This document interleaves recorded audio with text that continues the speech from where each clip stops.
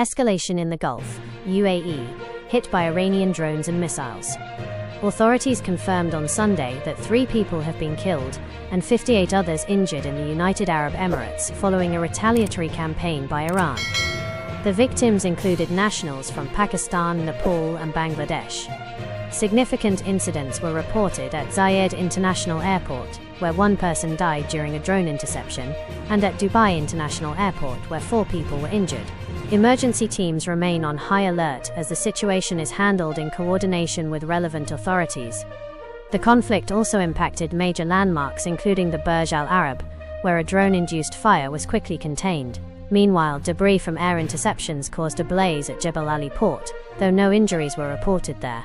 The UAE Defense Ministry stated it detected and destroyed the vast majority of the 165 ballistic missiles and 541 drones launched.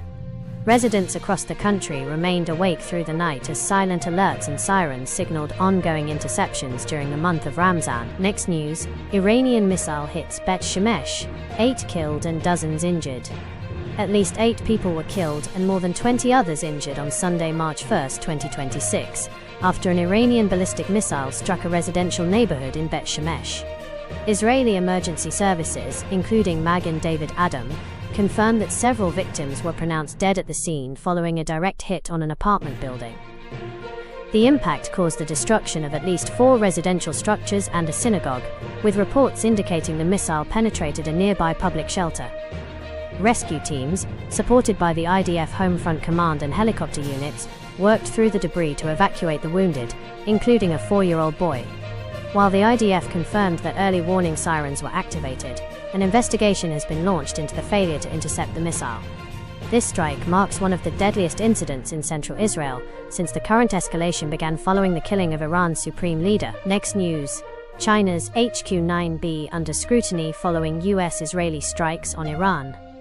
The effectiveness of China's HQ-9B long-range missile defense system is facing intense global scrutiny after coordinated US and Israeli strikes, dubbed Operation Epic Fury, successfully hit major targets across Iran.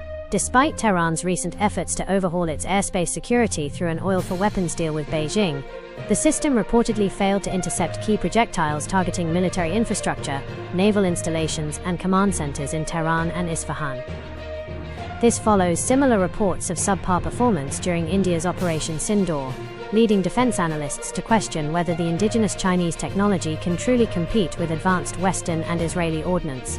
Developed by the China Aerospace Science and Industry Corporation, the HQ-9B was designed to engage up to 8 targets simultaneously with a range of 260 kilometers. It was intended to be the cornerstone of Iran's defense network, protecting high-value sites like the Natanz nuclear facility and the Fordo enrichment plant. However, much like the Russian S-300 PMU-2 before it, the HQ-9B appeared unable to stop the high-precision barrage during the latest escalation. As the Gulf remains in a state of high tension, the failure of this critical defensive layer has raised significant concerns regarding the strategic reliability of Chinese-made military hardware in active combat zones. Next news, major blow to Shadow Fleet, French and Belgian forces seize sanctioned tanker. French President Emmanuel Macron hailed a significant maritime victory on Sunday after a joint French-Belgian operation intercepted a sanctioned oil tanker in the North Sea. The vessel, part of the Shadow Fleet used by Moscow to bypass international restrictions, was boarded in the early hours of the morning. President Macron emphasized that Europeans remain determined to cut off funding for Russia's war of aggression by strictly enforcing maritime sanctions. The high-stakes mission involved French Navy helicopters supporting Belgian special forces during the successful boarding of the vessel. Belgian Deputy Prime Minister Maxime Prévost confirmed the interception, praising the exceptional courage and professionalism of the personnel involved in disrupting Russia's strategic maritime network. According to Belgian Defense Minister Theo Franken, the seized tanker is currently being escorted to the port of Zeebrugge for official impounding. This coordinated action represents a major escalation in Western efforts to dismantle the clandestine shipping routes utilized to circumvent global sanctions. The operation underscores the increasing military cooperation between European allies in securing the North Sea against sanctioned activities. Next news, Indian seafarers injured as sanctioned oil tanker hit off Oman coast. An oil tanker carrying 15 Indian nationals was struck off the coast of Oman on Sunday, marking a sharp escalation in Middle East maritime tensions. The vessel, identified as the Palau flagged Skylight, was targeted 5 nautical miles north of Kasab port near the strategic Musandam Peninsula.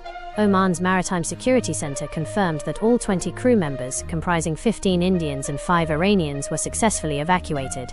Preliminary reports indicate that 4 crew members sustained varying injuries and have been transferred for urgent medical treatment as part of a coordinated rescue operation involving military and civilian agencies.